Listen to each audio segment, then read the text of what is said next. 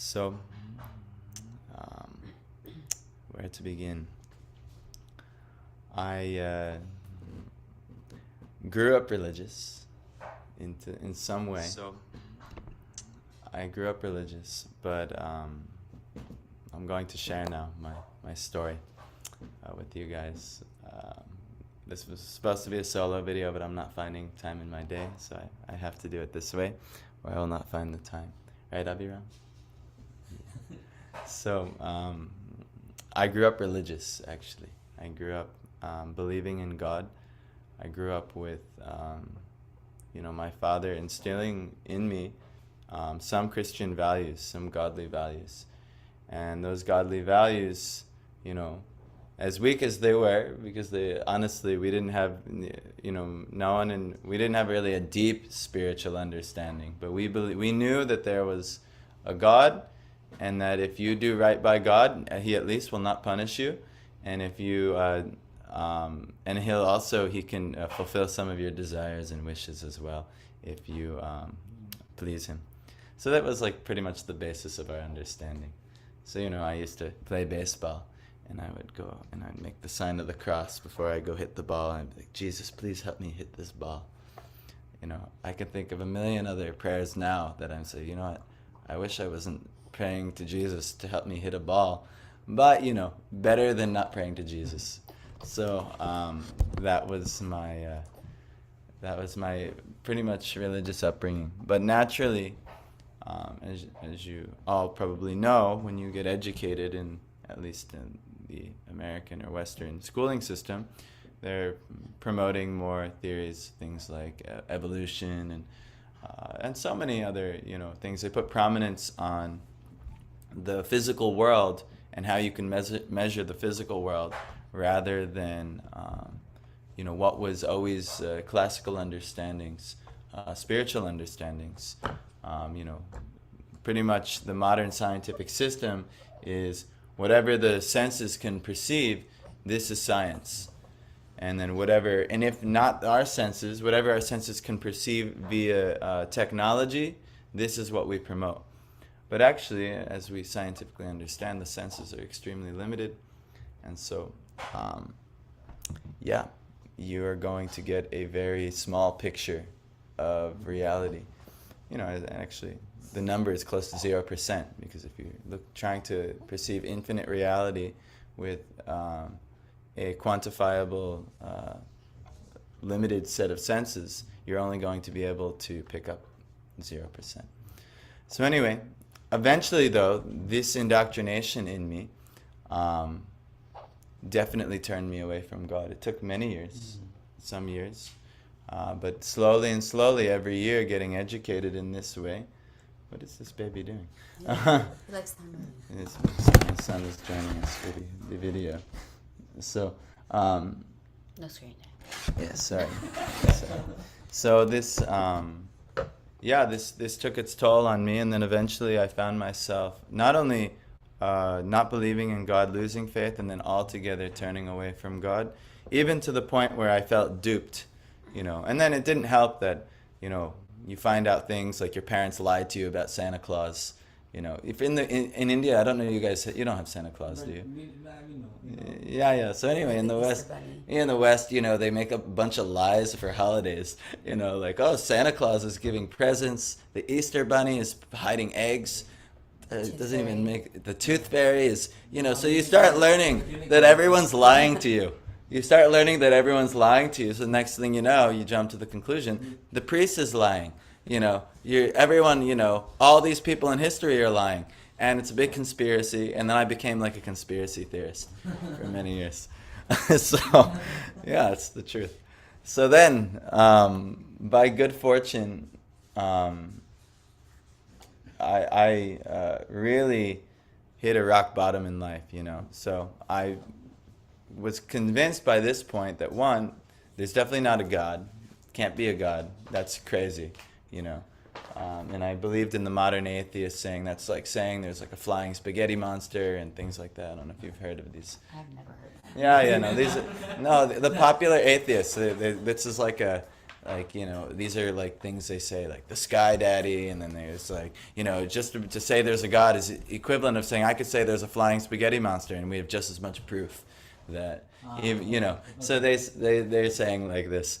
So anyway, I actually began arguing these things, but still always in my heart, I wanted there to be something more than the, 9 to 5, work till you die type of social paradigm that I was getting into in college. And I was just like hating it. I was hating going to classes all the time. I was hating, like, I'm training to do something that I don't want to do the rest of my life. And I'm just like, what the hell is this? So I was hoping, like, some, like, mystical event was going to happen. I still had like some hope, at least maybe something can happen. Like the Mayan calendar was ending in 2012, and I was really hoping, like, I really hope something, like some reset happens or something.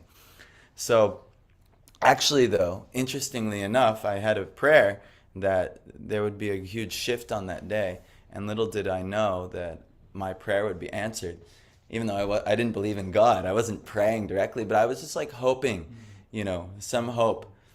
And so, interestingly enough, I was starting to get into psychedelics and things like that in college. And my mind, I was kind of opening up to different paradigms other than what society said, other than what the mainstream is saying, other than what, actually, I got to the point where whenever the mainstream said something, I thought, like, you know what, they have some agenda, they're lying to me, it's probably the opposite of that.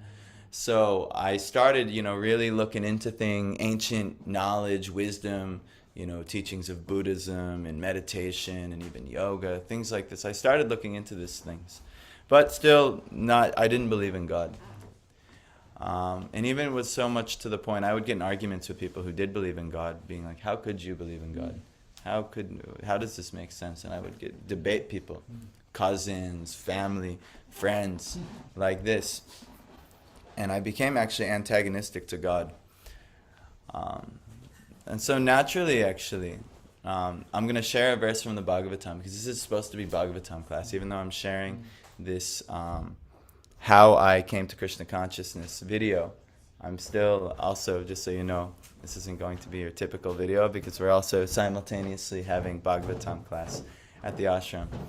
But this verse actually really captivates what was actually happening in my life. And then I'm going to tell you a story about how I realized that actually indeed there is a God, and that I should become conscious of God, which is what ultimately led to Krishna consciousness. So this verse goes, you can chant along with me. Bhayam dvitiya biniveshatasya biniveshatasya ishadapetasya viparyayo smriti tanmaya yato buddha abhajetang bhaktyayaka yesham gurudeva tatma. So Bhayam is fear. And we're all actually in a fearful situation in this world. And why does fear arise? Syad, it's dvitiya biniveshata. We become absorbed in separateness or dualism. Instead of seeing the unified understanding how everything is connected, and that actually everything's under God's jurisdiction, and then one would never have to fear. If one truly understood that everything was connected, and that everything is perfectly arranged by God, there'd be no fear at all in one's life. The reason fear arises is because we are absorbed in dualism, thinking that things are separate and things are, it's my job to try and change all the separate circumstances of this world. And so we become very fearful. We try to impose our own separate desires instead of on what is the will of God, what is actually happening. So we become absorbed in dualism. Why? Isha rapitasya viparyayo smriti. So what's that mean? Isha is the controller, the supreme controller. Apetasya, we've turned away from the controller. Just like I was telling you my past story, in the beginning I believed in God. But naturally we have a society and an education system that's turned away from God And in actually, for instance, like the theory of evolution, which is like very much prominent, the whole they were excited to promote this theory in the 1800s. Why were they so excited? Because they were tired of the church's controlling paradigm, and pretty much really what it came down to, I forget, I think one of Charles Darwin's associates. He came from like basically from monkeys and that. Right? Yes, it's the evolution theory. We came from monkeys, and no, we came from like one, cells, and then cells evolved to the next one, and every species is just an evolution of like a, some type of amoeba type of thing. So this is the evolution theory. It's actually unscientific, but why did it get prominence? Is because ultimately it gave an alternative to a control system, and what was the main thing about actually was one of the reasons Darwin and his associates were excited to promote this theory is because it actually gave them the tools to become sexual libertines. It gave them that's what they really wanted. They wanted to have a more free sexual life, and especially in the 1800s, the church had a pretty good grasp on, no, this is morally wrong, God will punish you, and things like this. And so they were tired of this paradigm. And so they had kind of the bias of thinking, yes, there must not be a God. We'll prove it. And then they had, there's also some fraudulent elements as well. They put fraudulent, markings of fetuses and things like that. But actually, they were drawn up inaccurately and things like that. So there's a lot wrong with this. But what happens? People turn away from God. Viparya, because we actually misidentify with who we are. We think we are something temporary, this body, this family, this situation. But indeed, we can just objectively look, no, we're totally not this thing. My body's changed my whole life. So anyhow, smriti is it's coming from asmriti. Viparya yosmriti means asmriti, we've actually forgotten who we are. We don't remember what we actually are. So this is our problem. How did that happen? Tanmaya. Through his tan is that Isha, that same controller. Krishna's Maya, his illusory energy. Because remember, everything's connected. Even to go into illusion, how evil arises, how unfortunate things arise, and this is also part of God's plan. This isn't like so. So anyway, I didn't know any of these things. So yato means therefore. Buddha abhajet tam. The intelligent, the Buddha, abhajet, they worship tam, him, fully. They should worship him. Bhaktyayika yesham, with one pointed devotion unto that controller. How? Through Guru Deva Tatma. Through the Guru, who's actually one's Lord and soul. Through the one who can actually reveal this to you. This actually should be your Lord and soul.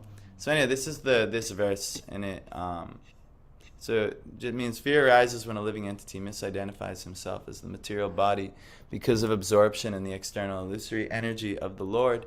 When the living entity thus turns away from the Supreme Lord, he also forgets his own constitutional position as a servant of the Lord.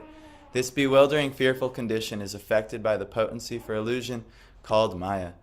Therefore, an intelligent person should engage unflinchingly in the unalloyed devotional service of the Lord, under the guidance of a bona fide spiritual master, whom he should accept as his worshipable deity and as his very life and soul. So Krishna has actually spoken this verse in the Uddhav Gita to Uddhav. But he's explaining how this fearful situation of life, why we have fear in life. And then also he's explaining, what the big mistake that we've made. We've turned away from God.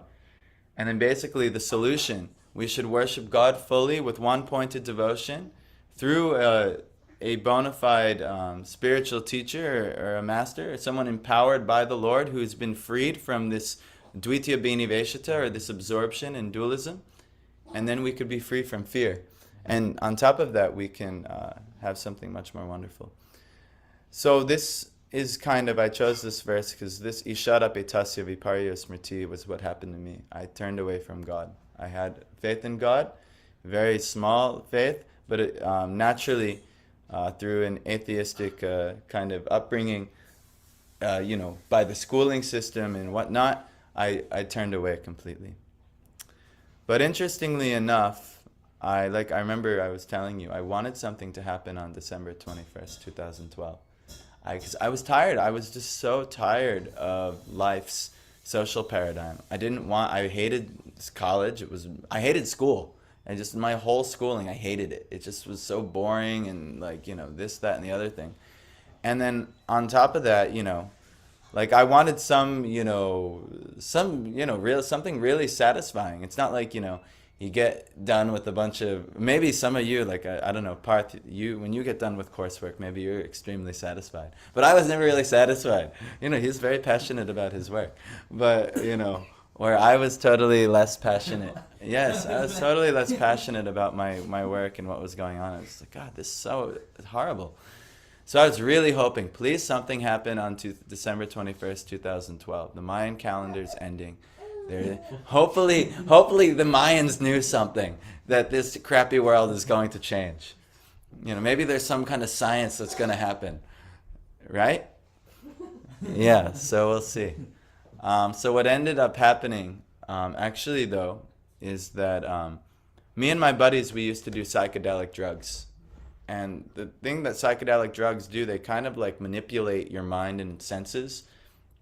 And what normally you rely on your senses to get some type of perception of reality, they can change that. So I started realizing that, wow, the mind actually is responsible for my perception of reality. More so than what actually is reality. The mind is the thing that actually, is dictating what is reality. So I started realizing these things. And that opened me up to a whole different world of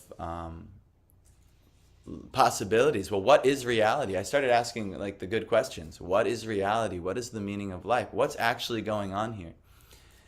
And so I was, I had some crazy ideas. So I thought, well, if I keep doing these drugs that open me up to these things, maybe I'll figure out life. I'll become enlightened or something. So anyway, I was doing that. But one of the drugs that was floating out there, and it was really interesting, I hadn't tried it yet, was called DMT. Now, I'm not saying you should try drugs, but actually at this stage in my life, as an atheist who completely was hedonistic, thinking that if I have the more sex, drugs, and rock and roll I have in my life, I'll be happier this way. So by, that was my, conviction at that point. So actually the drugs helped me make some realization.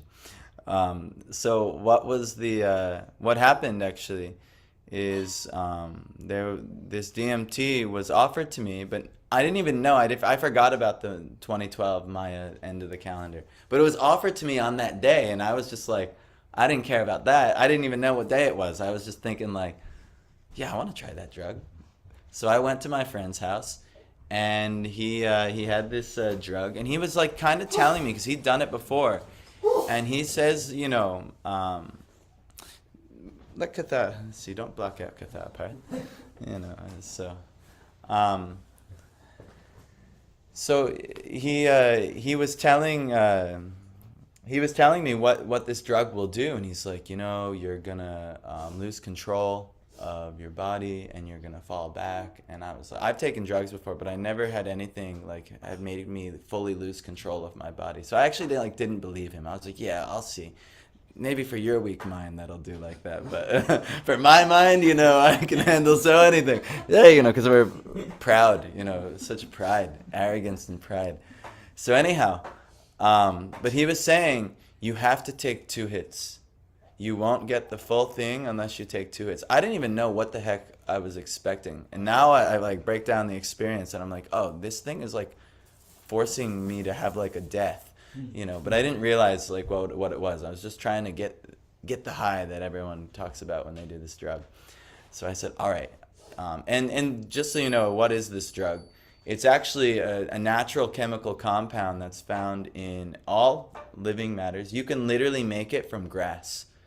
A lot of people, they do that. They'll get grass and they'll freeze the grass, and they'll over and over again process the grass down. And Piyush, when next time he mows the lawn, he's not going to take all the lawn clippings. Take all the lawn clippings and, Anyway, you have to do it in a very scientific process. It's not so easy. But it is a very natural, and actually it's the natural chemical compound in other type of spiritual traditions, shamanic traditions in specific down in Peru. So ayahuasca, you might have heard of it. They make these things. So anyway, it actually had some type of spiritual, and they called it it went on the street. You know how drugs have like street names like blow and dope and things like that. They called this the spirit molecule. That's what was So I was like, well, what is this thing? All right, I'm in. The thing is also, it was touted those who do it have an out of body experience and a spiritual experience.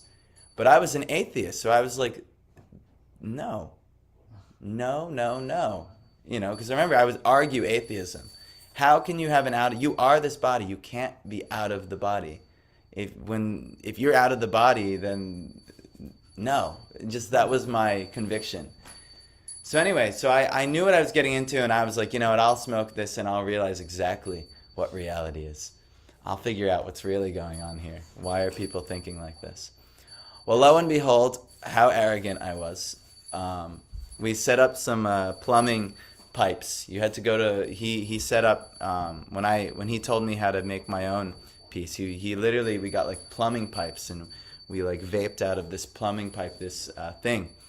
And you can only vaporize it. If you smoke it, you'll burn it and you'll kill it, and you won't be able to take the drug. So you had to make some contraption to vaporize it. So it was really scientific. But anyway, so I do it. I remember as soon as I did it, the whole 3D reality that I know just immediately collapsed. I was sitting there assisted by two of my friends, but then all of a sudden, they became almost like 2D alien dimensional figures. I was far out, and I knew they were talking to me, but it was weird because what they were saying was like, all I heard was like I kid you not, that's what I heard. I heard like they say light codes. That's how they speak, right? Like between Aztecs and Mayans, that's how they. I have no idea. What I'm telling you, I'm just telling you what I heard. I heard like little alien language, but psychically I knew they were telling me to take another hit. So I was like, all right, and if I didn't have them encouraging me, I would have been like, hell no, I'm done. Actually, every time I ever tried to do this drug again, because I tried a few more times, it was so scary after that first hit that I never could get the stones to do the next one. I didn't have the ability to do it. So anyway, they somehow got me to take another hit, and I took another hit, and then that was it, like lights out. Like I'm losing the ability to even keep opening my eyes. So they told me this would happen. I'm sitting on a couch, I go back in the couch, and I go inward at this point. And so from there, I didn't know what was happening, but now understanding a little about the yoga system and how the nature of where the soul is in the body, the channels of energy running up the body, I actually know what happened now, but at the time I had no idea what happened. So anyway, I went back, I fell practically, like in a meditative sleep, and inwardly I'm seeing thousands of eyes looking towards me. Eyes, thousands of eyes, like a tunnel of eyes I was in, and I'm just looking up, and I somehow knew that these eyes were all like within my body, and they're looking at me, and I was like, where am I? What is this? And then all of a sudden I'm looking up, and I'm moving up the tunnel of eyes, and I'm like, where am I going? And I look up, and there's a white light at the end of the tunnel. And, they talk about this with death. There's a white light at the end of the tunnel, and you go towards the light, Anyway, I thought this was all like crazy stuff. But nope, here, indeed, a tunnel of eyes, all looking towards me, white light, end of the tunnel. And I'm like, no, I'm not dying. I cannot die. And you feel it. You die. Like, you feel that you, like, die on this day. Or when you do this thing and it gets to such a point, you actually feel death. And so what happened is I couldn't stop it. I couldn't stop. I didn't want to go. I was like frantic. My soul was like, no, I don't want to go. But just can't can't control it when you take that much. Just like DMT is actually released when you're about to die. So What? DMT is actually naturally released when you're about to Yes, die. yes. You take birth and that's why you. Yes. So this DMT actually, when you're born and when you die, it's naturally released in high levels in your brain. But other than that, it's never released like that. It's released in very little amounts when you dream. But never, only time it's released in high amounts is when you're born and you die. So that's how they got the idea of like, okay, let's make a drug out of this. So, but indeed, it stimulates or forces the death experience. And indeed, I went through that tunnel of light, and now I'm just in a completely different environment. 3D is no longer a thing in this environment. You know, we see things through 3D because that's the tools we're given to see stuff. But out wherever I was, through the tunnel of light, things weren't in 3D anymore. They were in maybe hundreds, thousands of dimensions. I can't explain it other than definitely not 3D, definitely not like this. So anyway, I'm blasting through some cosmic warp hole tunnel thing, and all of a sudden as I'm traveling at very high speeds, I don't know how, but these beings just start popping up next to me. And I'm like, oh my God, what is this, But I'm just like completely stunned. I'm just like observing at this point. That's all you could do is just, you're in such a stunned state. You just, all you can do is observe. You're just so overwhelmed. That's all that can be done. So anyway, I was really overwhelmed. These beings came, but somehow I knew they weren't mean. They weren't bad beings. They weren't like going to kill me or anything. They were just, I already think I'm dead anyway. What's happening? So anyway, they just popped up next to me, and they just like kind of just joined me for the ride as we're blasting through a warp hole tunnel thing. Again, 3D, don't know what's going on. I couldn't even understand what was happening. Still don't understand what was happening. But the next thing I know, we stop, and I look up. Where did we go? And there's like this giant being,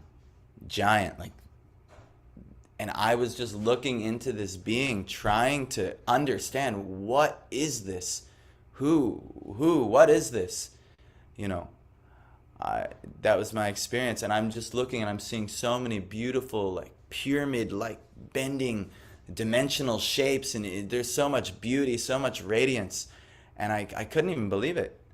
But what ended up happening was then I was just completely flabbergasted at this seeming infinite nature of this being. I can't find the end of this being. And then all of a sudden my life flashed before my eyes, and memories came to me. And what were the memories actually in that very vulnerable state? Well, even before that, I started feeling a deep humility, that like, I'm such a fool. I'm so arrogant. I think like, I thought I knew so much about life. I thought I knew so much, but actually here I am before this giant cosmic being, and I'm nothing compared to this thing. I am nothing. And I had this deep humility and this deep sense of arrogance and deep sense of foolishness. And that was really transformational for me. But then I felt ashamed. I couldn't even look towards the being anymore, because I was just like, I'm such a fool. I was very repentant. I was feeling so sorry.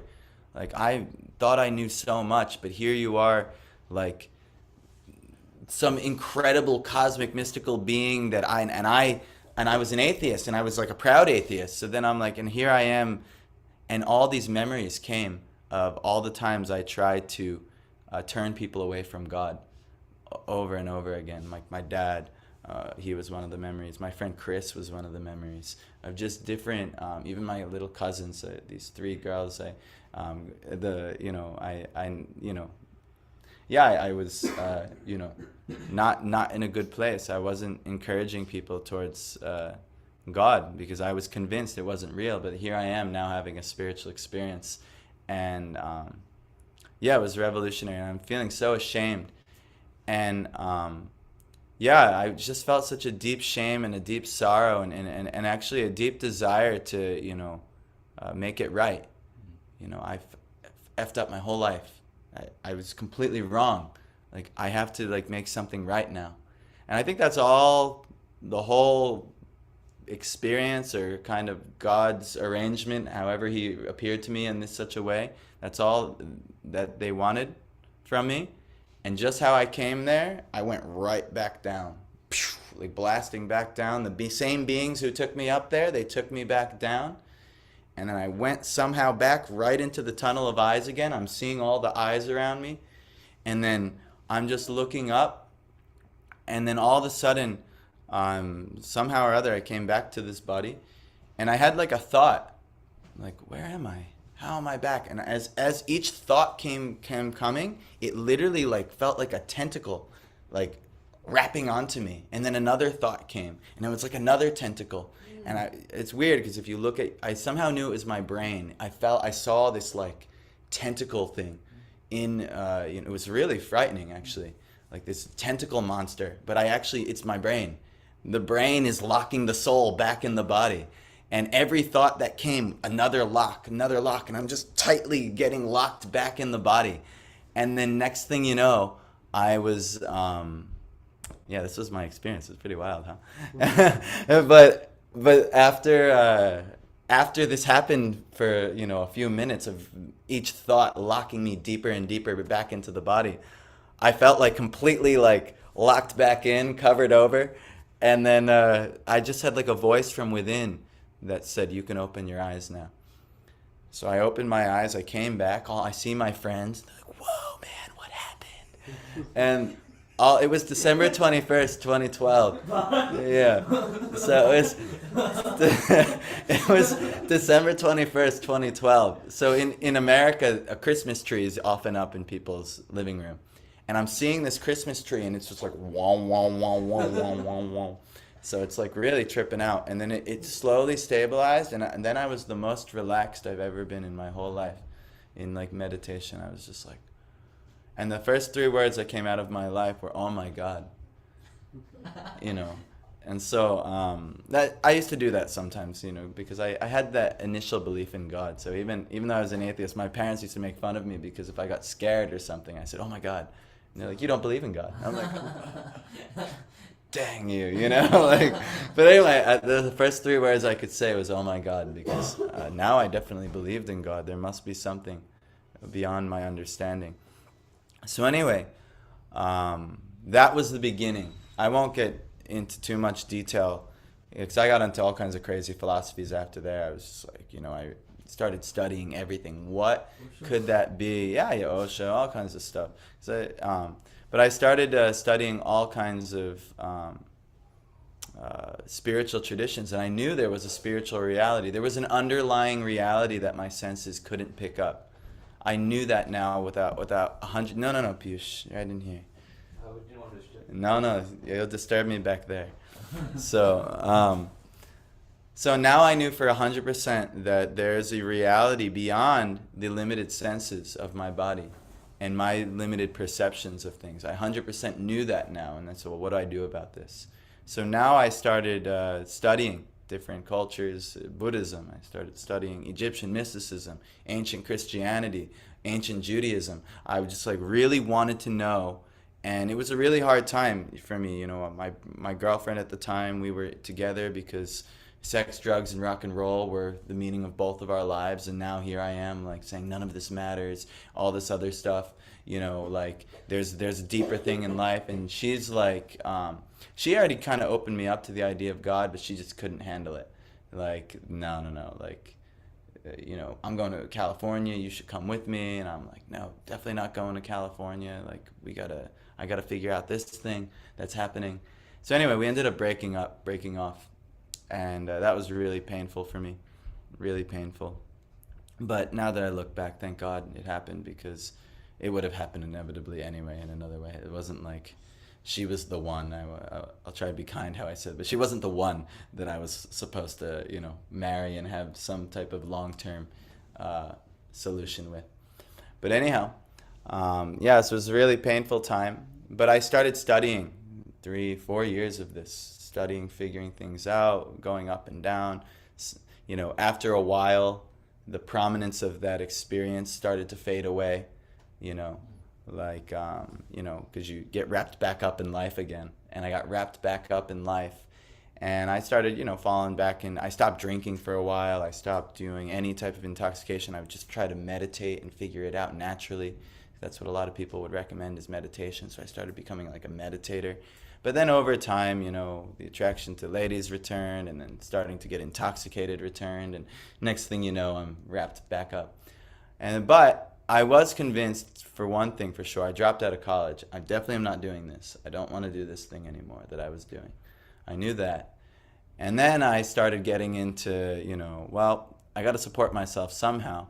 So I got into, all I knew, the herbs that I was consuming for so many years. I was like, it started like I was living back with my parents and no one else had the herbs. So I was like, well, how do I get these herbs?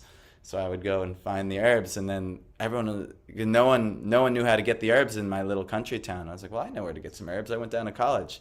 So I started being the guy that had the herbs, and that led to one thing and led to another thing. And next thing you know, everything I needed came very quickly and easily to me, and I didn't have to work hard, which was actually a really good thing for my life, because I could actually study.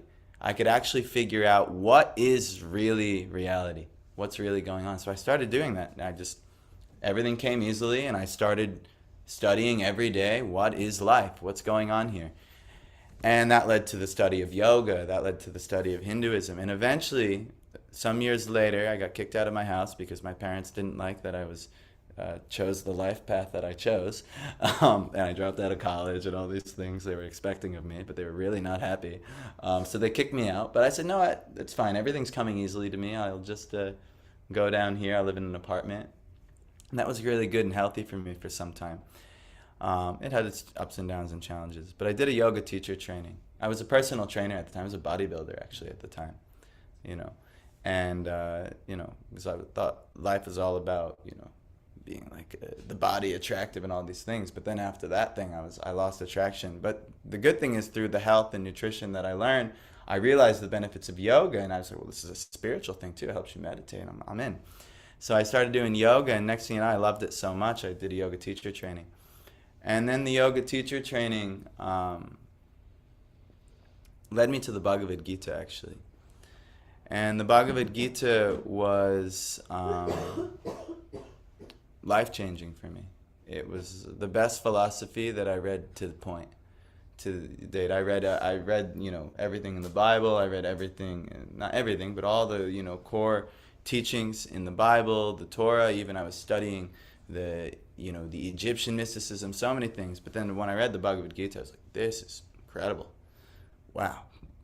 So I loved it, but it wasn't Prabhupada's Bhagavad Gita. So the commentaries and everything, and even how it was translated, I had so many misconceptions, thinking that, well, maybe I'm Krishna, maybe, and then things like that, and that maybe what I saw was the real me, in that experience, and I just forgot, so I started getting into Mayavad, thinking like, oh, I'm really an enlightened soul. I just forget I'm caught up in this, his tanmaya, his maya, I'm caught up in this thing. So anyway, that was my idea for some time. But what ended up happening is eventually that led me to a music festival, to different meditation groups, different things, and it led me to a music festival where they had, I should say, even before that though, I really liked Krishna. I wanted to be Krishna. I thought maybe I am Krishna. So I really liked Krishna. And I started chanting even the Hare Krishna Mahamantra. I listened to this guy, maybe you've heard of him, Piyush, Krishna Das. Yeah. And Krishna Das, he chanted the Mahamantra, and I was like, oh, Hare Krishna, Krishna Krishna, Hare Hare.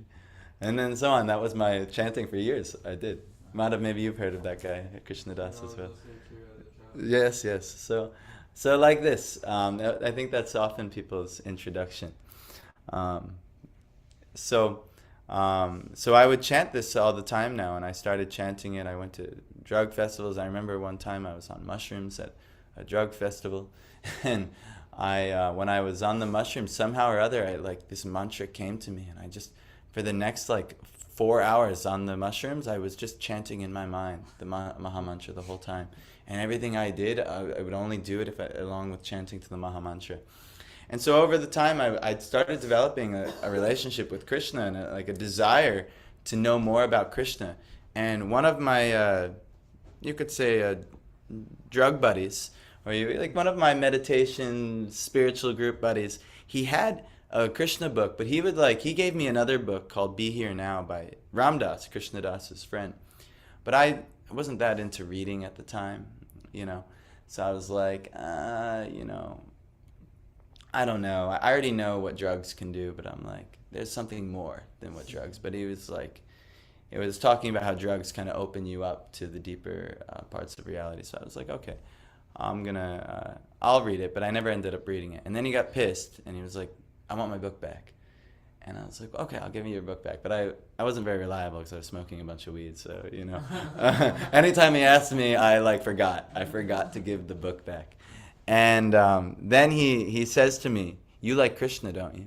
I said, I love Krishna. He's like, I got a Krishna book. I'll give you the Krishna book if you give me my book back. And I said, Krishna, huh? I want to know more about Krishna. All right, deal. So then I was focused, and I was like, Krishna, huh? Fine. And I gave him the book back. And then he traded me an old 1970s, not that Krishna book, but the tall one, the tall gray 1970s Krishna book. And I didn't realize it was only volume 1. I didn't realize there was another volume. And I started reading that book, and that was the first time I came in contact with Srila Prabhupada. And Srila Prabhupada's book started smashing all of my ideas. And at first I didn't like Srila Prabhupada. I was like, in my mind, I'm thinking, would you just go to the side and just tell the story of Krishna? Stop talking about so much philosophy. I just want to hear the story of Krishna. I don't want to hear all this other things. Because he would fill in a lot of, in the pastimes of Krishna, he would give the context. And I hated the context. Because it literally made me realize everything that I was prioritizing in life was stupid, and that the real pleasure was in pure spiritual life, being free from sense satisfaction. Well, anyway, I really didn't like that because still at this point I wanted to receive enlightenment through sex and sense gratification, and I wanted all of these things. So anyway, ultimately, though by the end of the book, though, I went through all of Krishna's pastimes and his explanation of them. I had as chapter by chapter went by, I started to develop more and more respect for him. Even though I just wanted to know about Krishna, I didn't really care for him at all. And at first glance, I thought, no, he's too serious, and, there's no way he can be happy like this. He's But I started, realizing, maybe he knows something, and, how can he be this convinced? How could he have pleasure without sex? I couldn't even, fathom. Sex is, this is the highest pleasure. There's no way that he can, but he just kept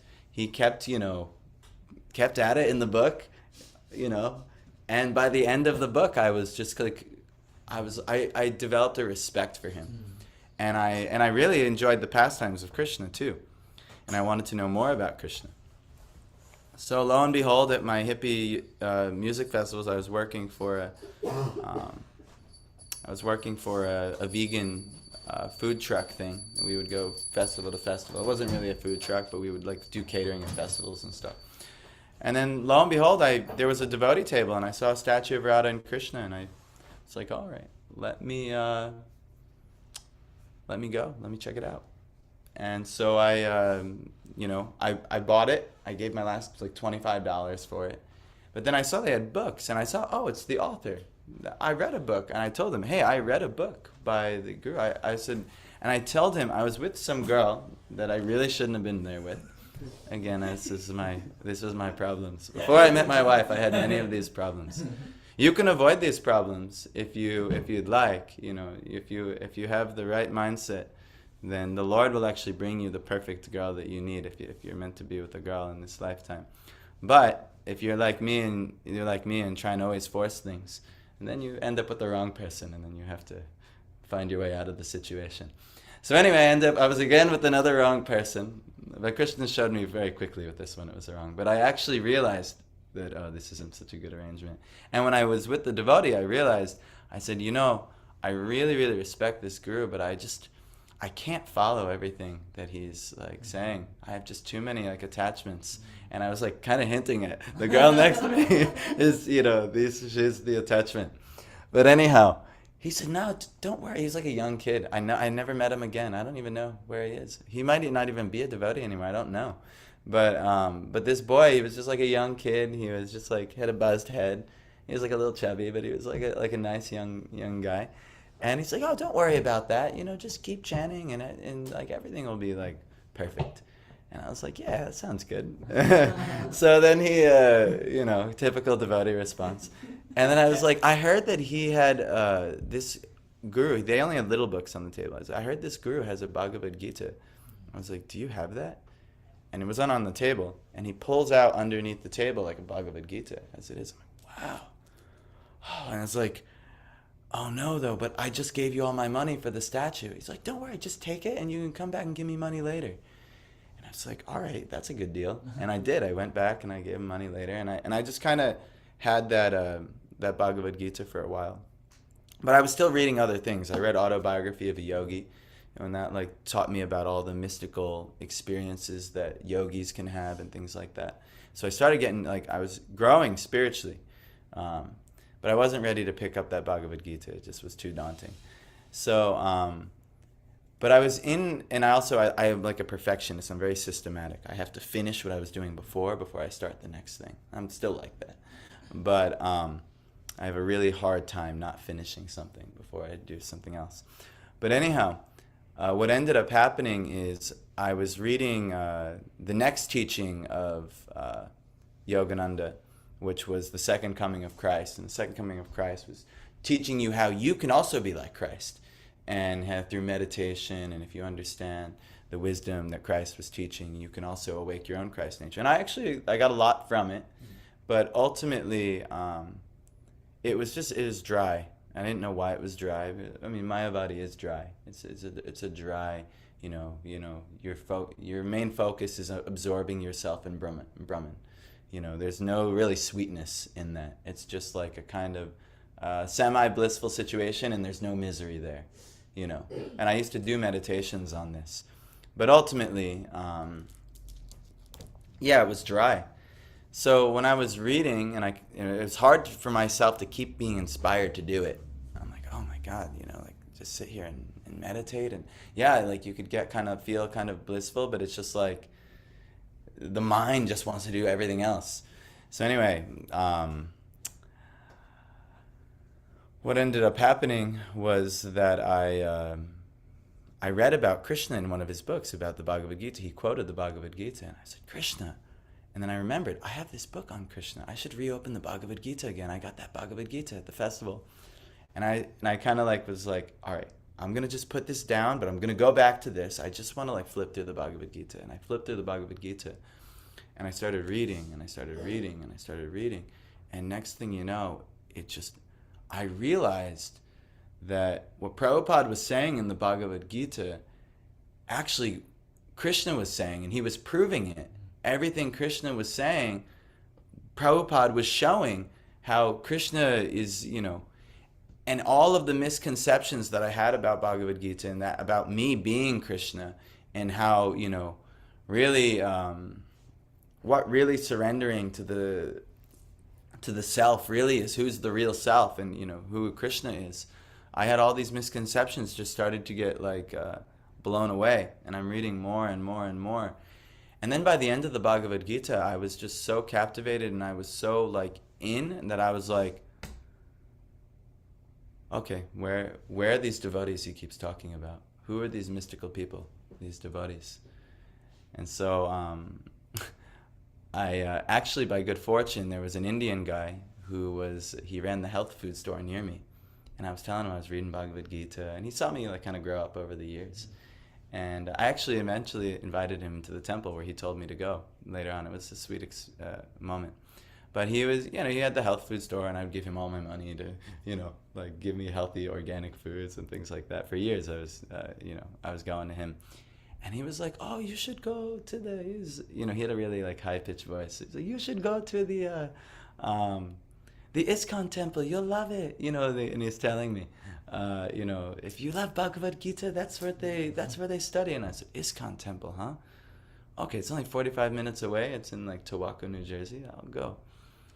And so I wrote them like an email, like a whole email. And I said, I know I need a guru. I know I want to read Srimad Bhagavatam, and I'm ready. It's like, if someone wrote me this email, I would just like laugh at them. Like, what is this? So anyway, I wrote them an email like that I really like the Bhagavad Gita. I want to, is there any devotional service that I can do? And they're like, and just like pretty much not answer me, but they just said, yeah, come cook with us on, for the Sunday feast. So I went, that was my first service, cooking for the Sunday feast. But when I went to the temple, it wasn't what I was expecting. And there's one more, verse of Bhagavad Gita I want to share with you. What's for? Yeya tamam prapadyante tam stataiva bhajamyaham mama vartmanivartante manusya partha sarvashaha. As all surrender unto me, I reward them accordingly. And everyone is actually walking my path in all respects. And before, we talked about the original verse. We're all, through Krishna's illusion, we're turned away from Krishna. And these are also Krishna's paths. It's not that the atheists are not also walking Krishna's path, but their path is to kind of be turned away from him. But as I started to surrender unto Krishna more and more and more, I saw some themes in my life happen. So I'm going to share with you. And also I wanted to share with this video that we're making some of these themes that have happened in my life. So when I first went to the temple, it was like all Indian, all Indian. And not only that, they were older Indian, and they're only speaking Hindi. So if you guys are ever trying to, make like a Western person feel accepted, don't do that. don't just sit there and speak Hindi the whole time. Like try and include them in the arrangement. But anyway, not to criticize, but they were actually very sweet and loving to me. But for them, the temple was always only Indians. And, if there's a Western person coming in, or at least it was for so many years now, and Western person, we don't know how to relate to each other that well, So that's why, you see on campus, all the Indians hang out together, all the Western, everyone, all the Chinese, they hang out together. It's just natural. People hang out in their groups because they know how to relate. It's really only in Krishna consciousness that everyone can really start blending. Why? Because we have a unified value system. But other than that, the unified value system is like place of birth, type of body you have, language you speak, and things like that. That's why they all go off. But here, it's different. Our value system is Krishna, so we don't care if you're white, if you're Indian, you're Chinese. You like Krishna, you're in. That's it. So anyhow, like that, we were, I went to the temple, and they were so nice to me. But, it was like, I didn't know what they were saying. They're all speaking to each other in Hindi, and I don't have any friends there. And it's just like a bunch of like old Indian Matajis and Prabhus and things like that. So I was like, all right, I don't know any Hindi, but I know the Maha Mantra. So I just sat there and chopped potatoes. I did make potatoes for like 200-300 people.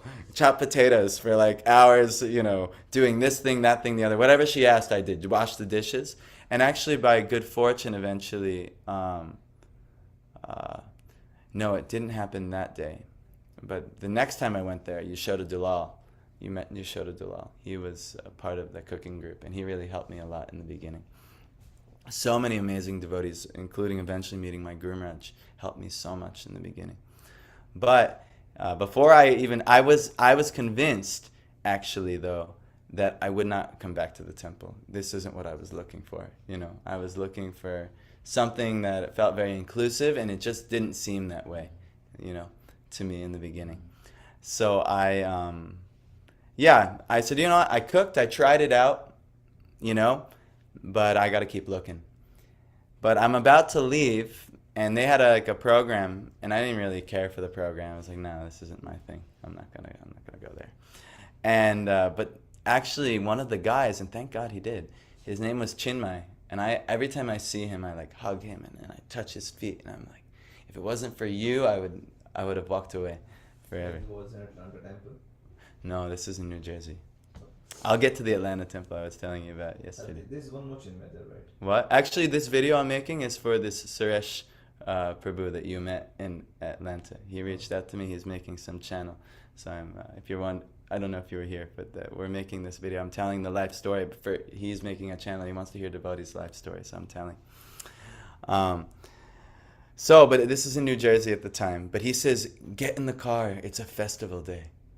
It's a festival day. And he said, yes, come on. We're going to Central New Jersey. There's a festival. And I said, festival? I'm like... And I remembering, Yayathamam Prapadya, it's all surrender unto Krishna. Krishna, the whole Bhagavad Gita is just surrender unto me, just surrender. He said, okay. All right, fine. I surrender. We'll try. I was like, but I was going to go home, maybe play some video games, do this. And I was like, but...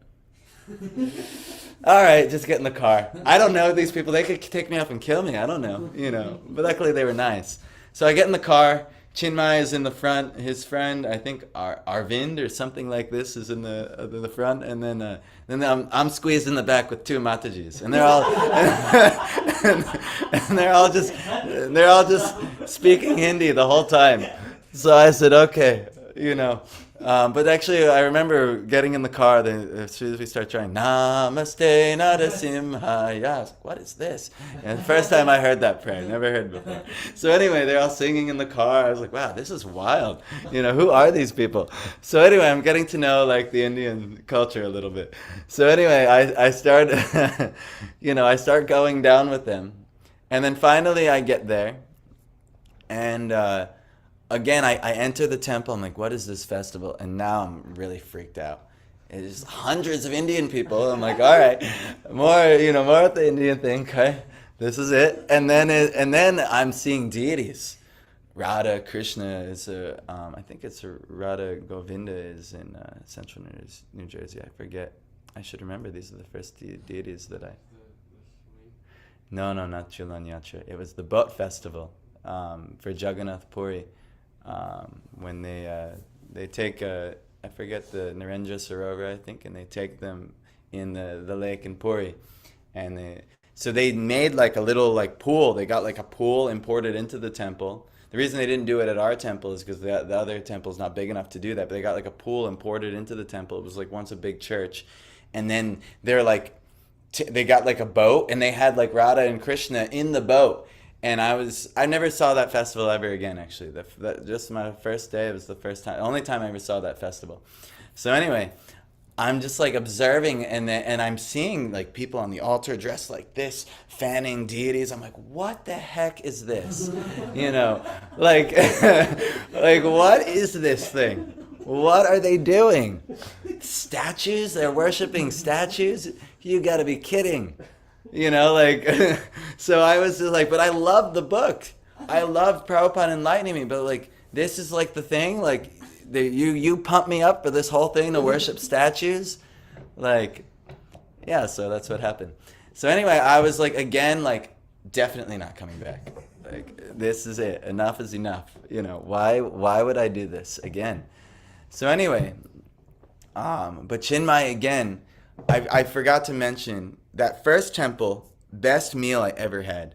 After I ate, I was just like, I couldn't even believe the food and how good it was. I've never had prasadam like that. And they made for a Sunday feast, but they would make extra items for like the Raj Bhog offering at the temple. And you're eating like what Krishna's eating. Like for only the team who cooks is eating like, and Krishna eats like 10 different varieties of things at the temple. So it was just like an amazing feast. I was like, oh my God, that was so good. So then I'm like really hoping, and he could probably tell I was uncomfortable. I was like, all right, I'm ready to go. Whenever you're ready, you just let me know. And he's like, but there's more prasadam. And I was like, ooh, I liked that thing last time. All right, I'll go in there and I'll get the prasadam, and then we're going. And I'm not going to do this anymore. But actually, interestingly enough, I noticed something. In the sea of hundreds of Indian people, there was one white person. He actually looked more like me. He had really curly hair. Good morning. So he looked like me, but he had like curly hair. His name is Dina Bandhu. a really nice devotee. He's been on the Namras podcast a few times. He's a really, really, really sweet devotee. And so I saw him on the altar doing the worship of the deities. And that also kind of turned me off. I'm like, look at this guy. He's white and he's wearing a dress like this. What is he doing? Why would he do that? But then all of a sudden, I go to get prasadam, and again, hundreds of Indian people, sea of Indian people, and I get the prasadam, but then I see there's just like a little section of white people, just like 3 or 4 of them. It's like, oh, let me go there. That's just natural. I don't fit in, anywhere else. So I went with them, and he was one of the ones in it. Or actually, no, he wasn't. He ended up coming later. So I started talking with them, and they were really nice. Just remember this boy, his name's Julian. Maybe he got initiated by now, but I've seen him a few times. And one of their parents, and I was just telling them what I was studying and this, and they really encouraged me. So also you should know this thing, because it helps if you encourage them. When new people come, you really should sit there and encourage them, because they need it. They don't know what the hell is going on here. So anyway, they really encouraged me, and they were also puffing on my ego. Wow, and I was telling them all I knew about the Bhagavad Gita, and I actually knew a lot. I was really into it, and they were really impressed, and they were like, wow, this is amazing. You should come more and things like that. And I said, yeah, maybe. I was I didn't want to tell them no, I kind of think this is crazy and weird, so I'm probably not going to come back here anymore. But anyway, they really encouraged me. And my life sucked already at home. It wasn't satisfying. So I wasn't, I didn't need much to all right, maybe these people have something. Anyone who's nice to me at this point, I'll be happy with. So anyway, what ended up happening was they encouraged me, and that Dina Bandhu came. And the biggest fear I had at this point is you're going to make me dress like this. And, I'm not doing any of that. That's crazy. But I was kind of telling him, I was like, I really like this, but I don't want to worship the statues and dress like that and things like that. I kind of liked Bhagavad Gita and all this. And he's like, no, you don't have to do any of that. He really pacified me that no, you don't have to do any of these things. No, that's just only if you really are inspired you would do something like that. And that made me feel better. I'm like, okay. And he told me you should go to the temple near you, because I took a ride 45 minutes again with them down to this temple. It's in the center of the state, so it was too far for me to go every week. So anyway, he told me, you should go to the temple, give it a shot, you'll really like it. And I said, all right. So I said, I'll go again. And then the next time I went is when it was finished. I was sold. I like these people. And in all the Indians, I realized I really like all the Indians. So, because at first I was I don't know, different culture, this is weird. For me, at least it was. And so what ended up happening, here it's not all Indian. I mean, Janmashtami was practically all Indian, right? But here, you have a mixture. But in most actually temples across the U.S., it's primarily Indian. Primarily. I mean, some temples are shining beacons of the Atlanta temple I sent you to. They're very diverse. In Michigan, Harmony Collective is quite diverse. But yeah, most are, practically just Indians and maybe 1 or 2 token Western people walking around.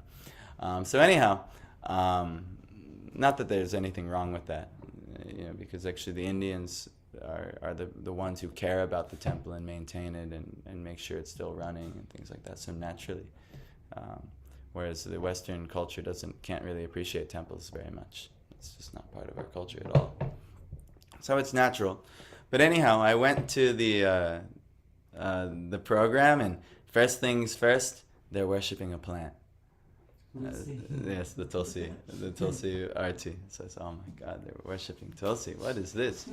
So I said, all right, okay. And they wanted me to bow down. And then next thing you know, circle it. And then I'm watering. I was like, that's weird, but you know what? Fine, I'll just do it. Whatever they're doing, whatever Krishna wants from me, I surrender. I'll do it. Fine.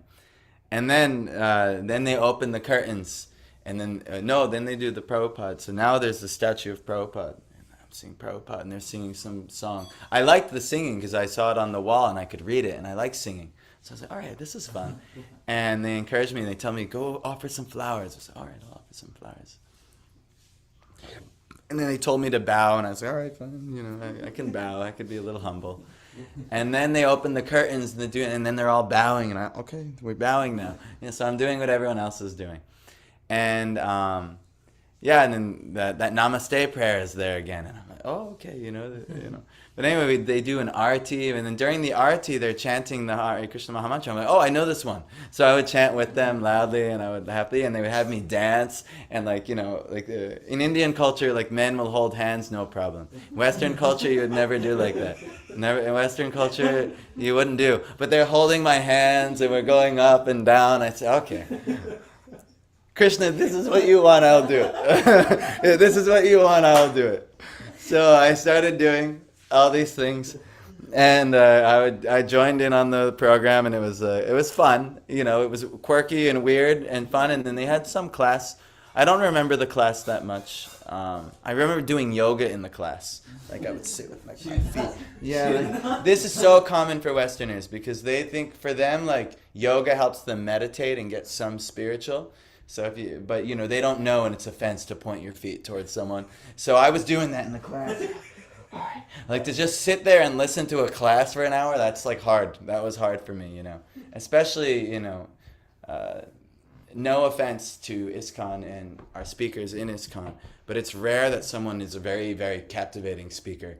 You know, it's on the rare side that someone is a captivating speaker. A lot of time you go for the class and you're like, okay, this is an austerity. I got to make it through the class. And it's actually I'm not trying to criticize, but if we really want people to take to this movement, we really need to have something captivating to say, or it's, you know, it's going to be difficult. But anyway, so it was an austerity. I would do my stretches, and then afterwards they were like, "Ooh, prasadam again. Ooh, I love that thing. Yes, give me that thing." And they were like, I never had anyone just like fill up my plate like that. I didn't realize what they were doing to me, but just like as much food as I want for free. My God! All right. And I loved it. It was so good. Everything I ate, I was like, wow. So anyway, prasadam. And then after it was over, I said, you know, I really wanted to read the Srimad Bhagavatam. Where is the Srimad Bhagavatam book? I didn't realize the whole set. I just like wanted, where's the one book, Srimad Bhagavatam? So anyway, I get there, and I like I said, I was doing like an herbal, you know, business at that time, and I had plenty of resources, you know, so I said, I have $100 in my wallet. I could easily buy this book. But I get there and I talk to one of the devotees, and he says, yes, we have Srimad Bhagavatam. It's $300 something. $300? What kind of book is this? You know, and he says, no, it's like it's a whole set, and he shows me the whole set, and I'm like, oh my God. All right, you know, and I was like, can I give you $100 now? I'll give you the rest later. But actually, when I saw that man who brought me to the festival, he saw me purchasing the Srimad Bhagavatam set, and he's looking in horror. And he's like, no. I'm like, what? What's wrong? And the other devotee's looking, what's wrong? He's like, hold on. And he runs, and he gets this devotee named Raman. Raman is like kind of like a business guy. He's like a short, little, cute devotee, but he's like a business devotee, you know. Maybe Raman Sharma is his name. I don't know if Sharma is like a business cast or anything like that, but he's like a business guy, you know. He comes in like the suit and everything, always dressed for business. Nice devotee. And next thing I know, he comes back with Raman, and I said, what's the problem? He's like, you cannot buy this. And I said, why? And he says, it's too much, you're too new. I'm like, what? And then he says, no, Raman. And Raman opens up his wallet, and he pulls out $300, and he says, here. And I was like, what are you doing? Like, I've never experienced any type of generosity like that before. Indian generosity is like unmatched. I've never experienced that type of generosity like that. I was like, no, I have money. I'll go get it later. You know, because I couldn't fathom in the Western mind, you pay for everything. And, you know, nobody ever gives anyone anything for free. You know, that is never, ever, ever the case in Western culture. You know, so I was just like, And if you do give it to someone for free, someone's paying for it, the tax dollars or something like that. There's, they're extracting it out of you another way. Yes, you have this free service in society, but you're actually paying for it. So anyway, I'll decline this thing. So when he did that, I've never saw any type of generosity like that. He just bought this whole big book set for me. Oh my God! And and he told me, I was like, why are you doing this? And he's like, you teach me that, and then you teach me that one day. And I said, I can't promise you that, but I'll read it for sure. And so I ended up, he gifted me a Bhagavatam set my second time at the temple, and then I was fixed. I was so indebted to that I every week I started coming to the temple. Many, many things have happened since then. I told you guys yesterday, but maybe I'll remember, Yayatamam prapadyante tam stataiva bhajamiham means as all surrender unto me, I reward them accordingly. So a lot of challenges happen in my life, and over again. And this will be very long if I continue on too much. But I really wanted a wife. A lot of the sexual desire was still too strong in me. I didn't have, I believed in the philosophy, but I just knew there's no way I can do my whole life brahmachari, celibate. Now I get it. Now I get why that is such an exalted path. But back then I just couldn't. I was too much in illusion, too much, was invested into the senses and their pleasure. Where I believed in the truth, the Vedic truth, but there's just no way I could go the distance. At least that was my conviction.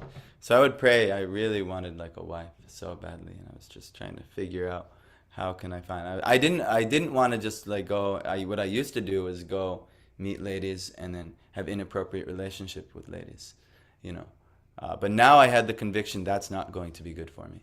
I need to find a wife. I need to find somebody who I can be honest with and all these things. So I tried so many things.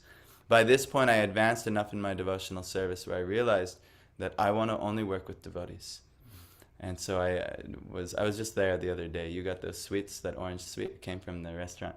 So anyway, I started working with a group of devotees. Mayapur Chandra, you all met Mayapur Chandra? Mayapur Chandra and all his great devotee brothers over in Newburgh, New York. You guys, I forgot, everyone except you, Parth, went there for the shower and met the devotees there. So very nice devotees. And I was working, but still I had such strong desire. So I would still try and meet with my old home friends and the one girl, my childhood crush, and think, maybe I can convince her. Anyway, so I tried so many things, and Krishna would just block most things.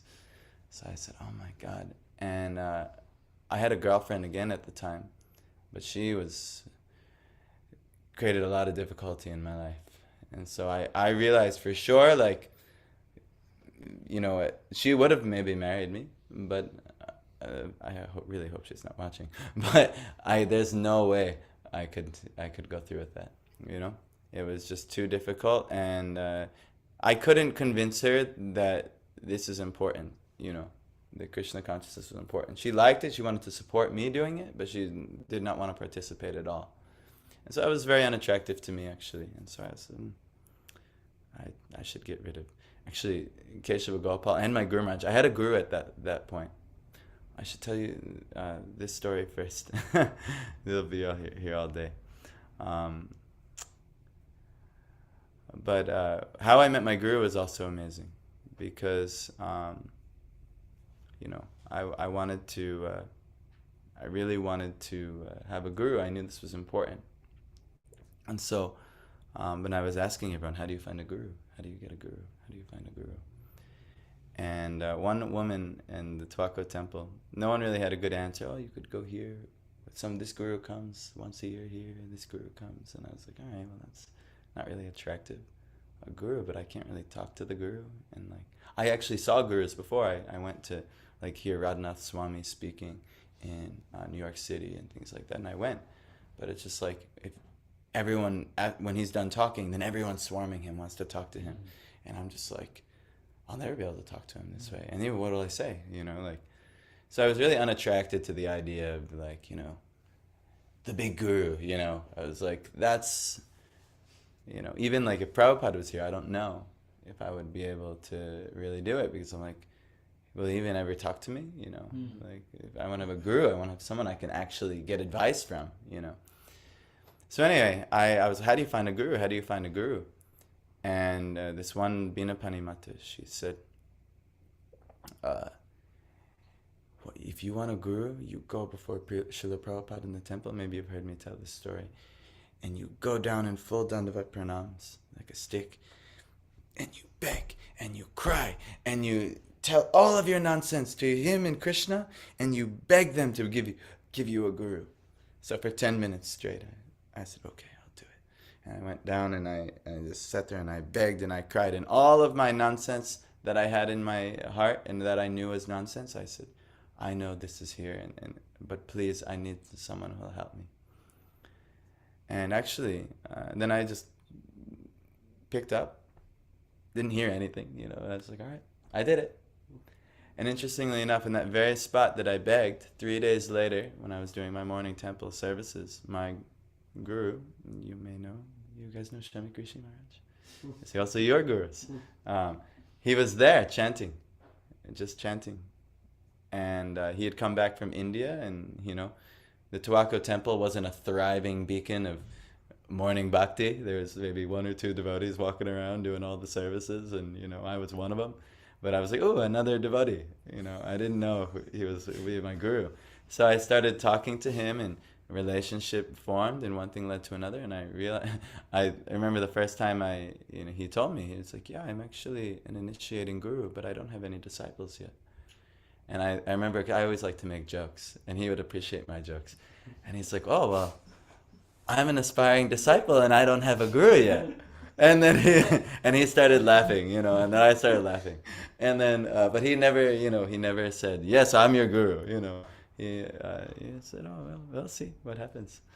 And so over time, I realized he was my guru, and I'm so grateful actually, because without his guidance in this very crucial stage, very immature stage that I was in, I would have been in lots of trouble.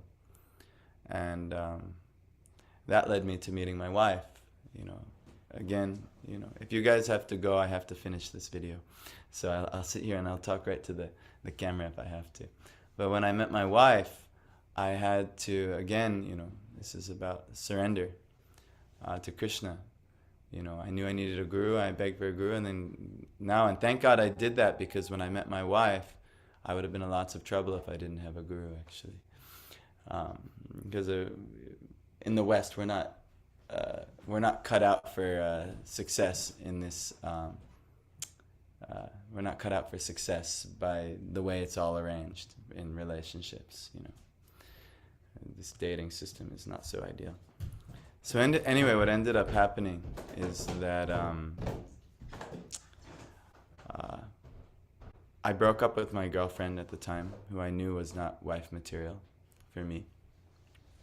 And I remember just like crying on the floor, because at some point she moved on, and she was the type of girl who could move on pretty quickly.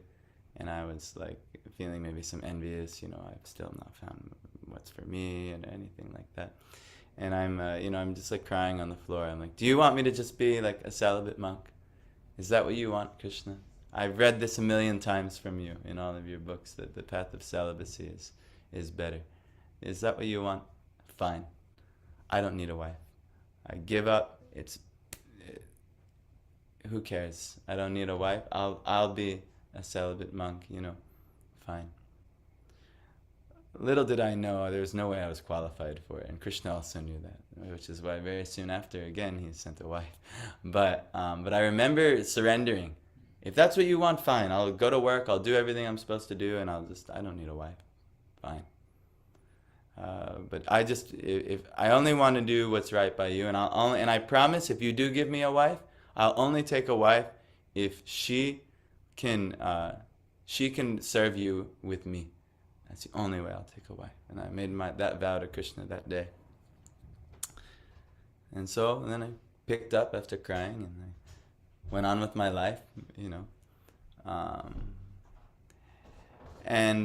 Yeah, only a few weeks later, my wife pops in on a yoga class I was teaching. She was the only one teaching a class. Interestingly enough, I was fasting. I was doing one of the spiritual fasts, an Ekadashi fast, and I was fasting, and she came in on that day.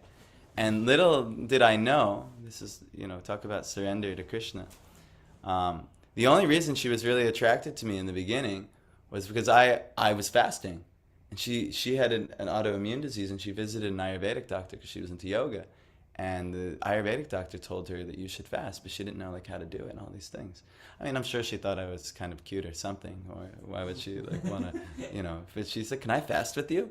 And I was like, "Yeah, you can fast with me." So all of me and my wife's birth states, she would come to the yoga classes, but I was kind of professional to some degree, and I was like, you're a student, and you shouldn't have, I shouldn't get entangled in some type of crazy thing with this, even though I was very attracted to her.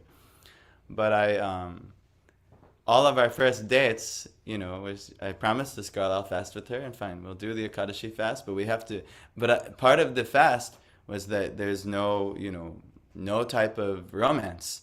That's not part of an Ekadashi fast. And I would follow the fast strictly because they said you give all these desires are fulfilled. So it was odd because normally when I was conditioned, when girl and boy meet, there should be romance. This should be the activity. But now I'm meeting this girl, but we're fasting, we're doing a spiritual fast, so she has to do all the things we do, and we can have romance another time. That was my mood and idea. And so, we did like 3 Ekadashi fasts together before we kind of slowly started to, have more intimate feelings towards each other, and it became more obvious to both of us. And and then lo and behold, soon after we started dating. And then actually, part of that, I ended up losing my job with the devotees I was working with. And that was really troublesome because I just met who would soon be my wife, someone, here, and now I have no job, which is not a very ideal situation if you have a wife, or if you have a girlfriend even.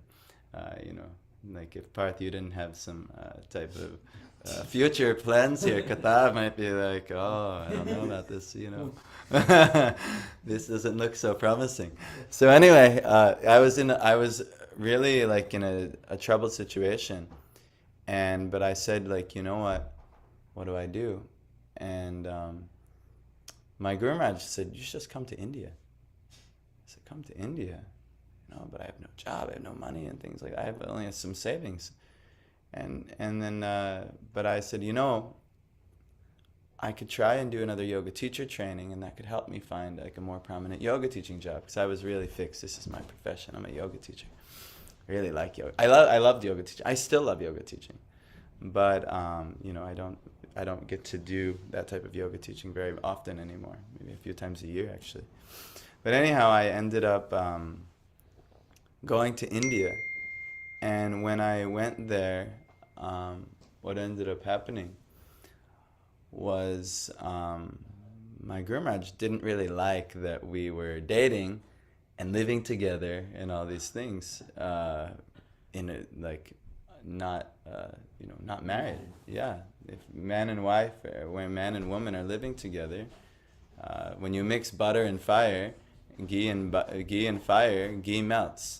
It's not that like, oh yes, no, but I'm a very intellectual, I will not melt. No, it's just natural. So if man and woman are living in one place together, it's a natural response where those types of feelings will arise. So you should get married, actually.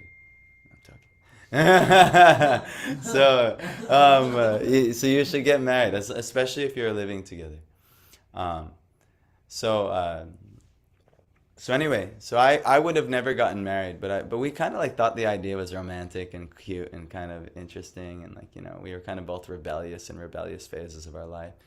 And you know what, like, yeah, but our parents will never allow us to get married, we just met, and there's all kinds of friction, because like, oh, what am I doing? And I'm like devotee, kind of like the monk kid isn't like the ideal. Now they love me, I was just there, now they love me, or at least they've accepted me.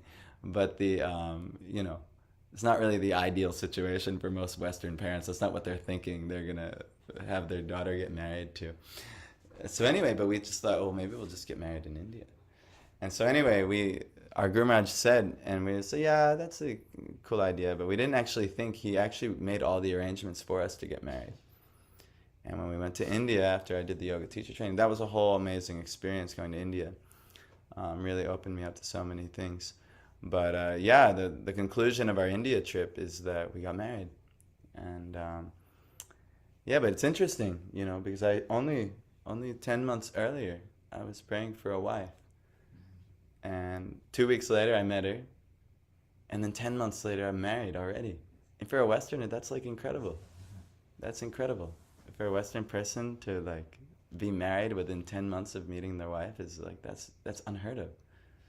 But Krishna can arrange anything, you know. But if you're surrendered to Krishna, he'll arrange everything properly, you know. But I to some degree, I did. I'm telling you stories in which I took steps to surrender to Krishna, and then he reciprocated. So why? To instill faith that you guys, if you take steps to surrender to Krishna, he'll reciprocate, you know. I was willing to give up the whole idea of marriage altogether.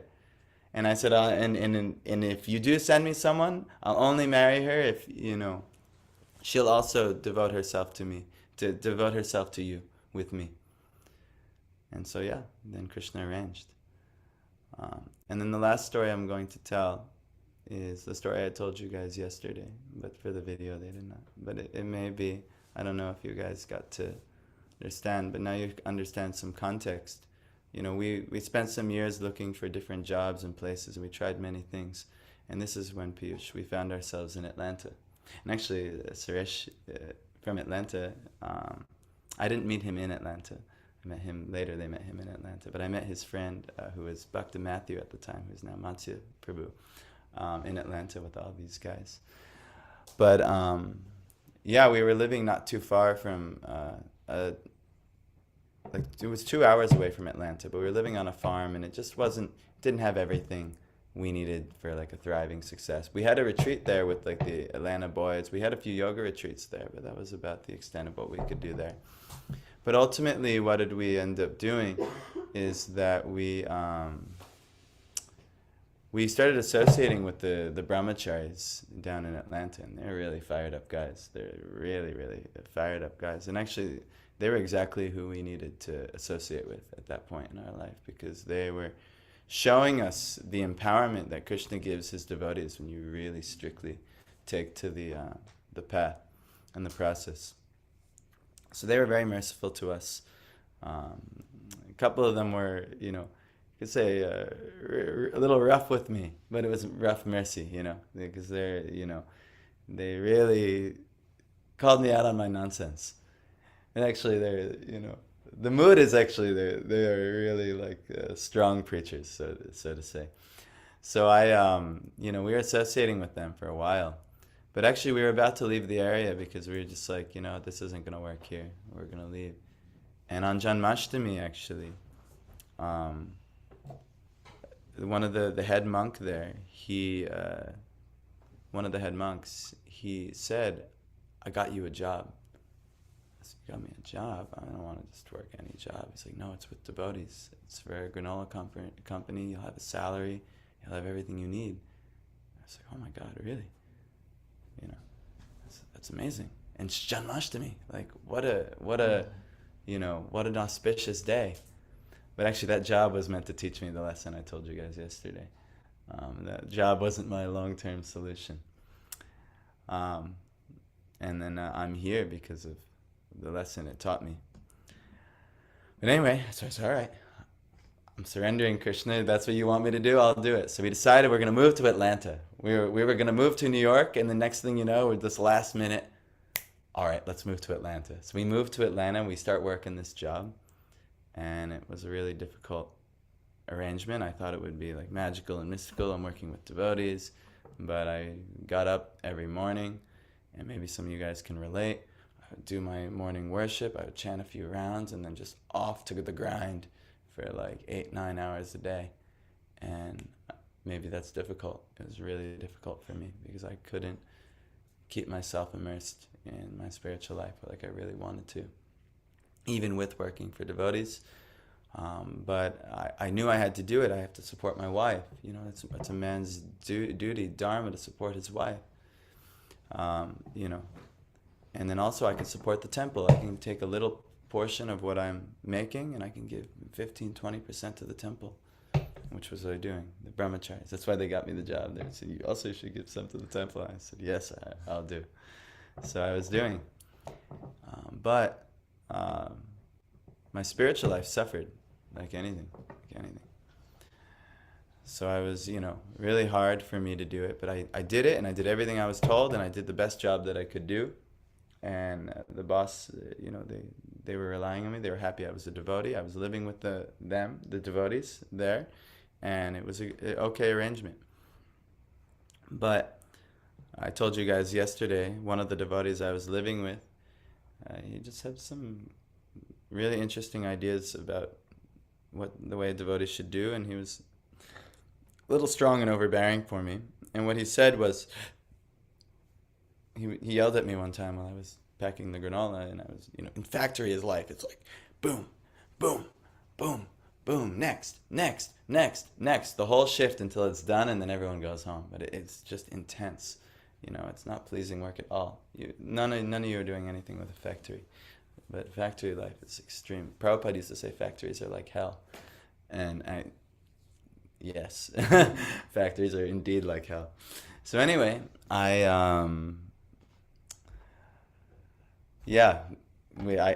was not what I thought it would be. So, you know, lo and behold, he yelled at me for chanting. I was chanting my morning prayers that I like to chant. We chant here in the morning. And I'd go to the next prayer. And Namo Vishnu Padaya Jai Shri Krishna Chaitanya Hare Krishna. And I would chant like nice, sweetly. But you know, I would chant.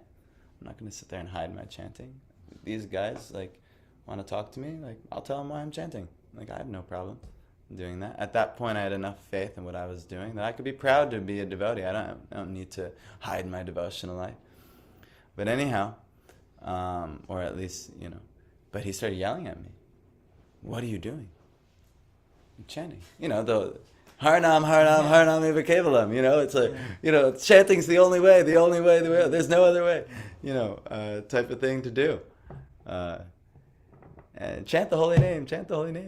You know, it's like the best thing we could do, you know. And so he was, I don't know, for whatever reason, he had that conception that you'll disturb them.